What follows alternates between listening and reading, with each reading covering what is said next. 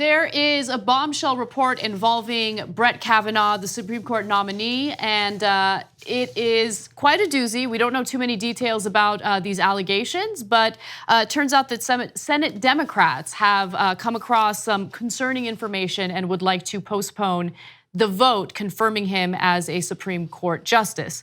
So this all started with Dianne Feinstein. She essentially let everyone know that someone came to her and said that this individual was the victim of sexual misconduct, and the person who committed that alleged sexual misconduct was Brett Kavanaugh. And so as a result, Democrats in the Senate would like to review more of this information. Dianne Feinstein says that she has forwarded this information to the FBI for further investigation. So let me give you her exact quote on this. She says, "I have received information from an individual concerning the nomination of Brett Kavanaugh to the Supreme Court. That individual strongly requested confidentiality, declined to come forward or press the matter further, and I have honored that decision. I have, however, referred the matter to federal investigative authorities," meaning the FBI. So we, again, don't know too much about this because they haven't released any real detail into this alleged sexual misconduct. But here is the little tiny bit that we do know. Two officials briefed on the letter's contents told the New York Times the allegations relate to a possible sexual misconduct between Kavanaugh and an unidentified woman when they were both in high school. Kavanaugh is in his 50s. He's 53. Yeah.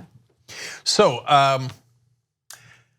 look, back when I was a Republican, I believed in some conspiracy theories, and I thought that maybe they had brought in Anita Hill to try to make sure Clarence Thomas didn't win. Boy, I was totally wrong about that. And so Anita Hill, of course, was incredibly real, and her allegations were real. And then obviously the country back then was split on whether her allegations were enough to derail Clarence Thomas's nomination to the Supreme Court. And so I give you that as context because senators don't make things up. They're not going to risk their careers to make things up. So this person went to a U.S. congresswoman in California first, and that person took it to Dianne Feinstein. Now, does that mean that the person is telling the truth? We don't even know who she is. We have no idea, right? But this is real, so that's point one. They have a real person saying there was this sexual assault a long, long time ago, okay? Now, the woman does not want to come forward with her real name at all, and she's apparently very, very clear about that. So if she never comes forward, I don't know what you make of that. I don't know if the FBI can figure out, what to do about this in a short period of time as they've delayed the confirmation hearings for a while. Now, and I tell you all of that because of course the Republicans are going to say, oh, it's a dirty trick by the Democrats, etc. And the Republicans would know a thing or two about dirty tricks to delay confirmation proceedings. So they live in a glass house on that one. Now, substantively, this happened in high school. So it would have to be a very, very serious charge for, I think, in my opinion, to affect the confirmation proceedings.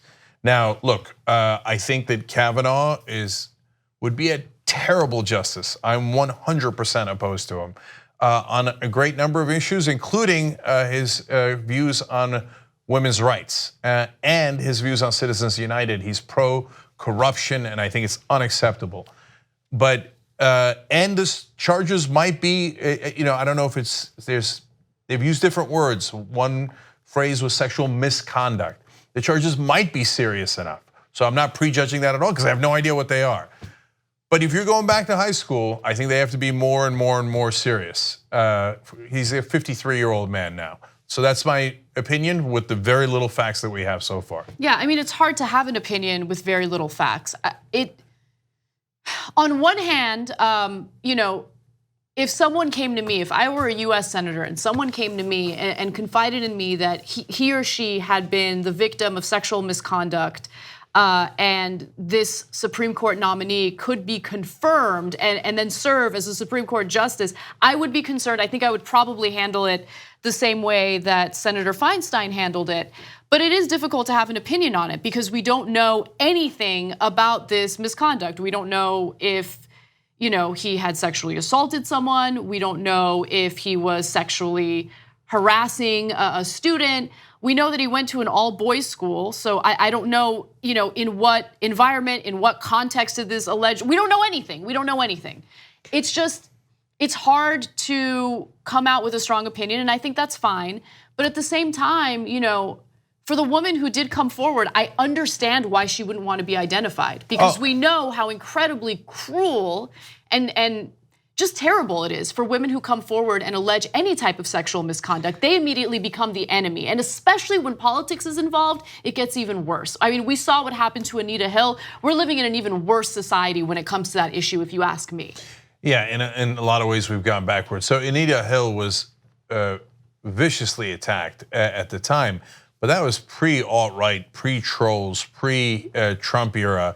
And so things were bad back then, but there is a particular ugliness today.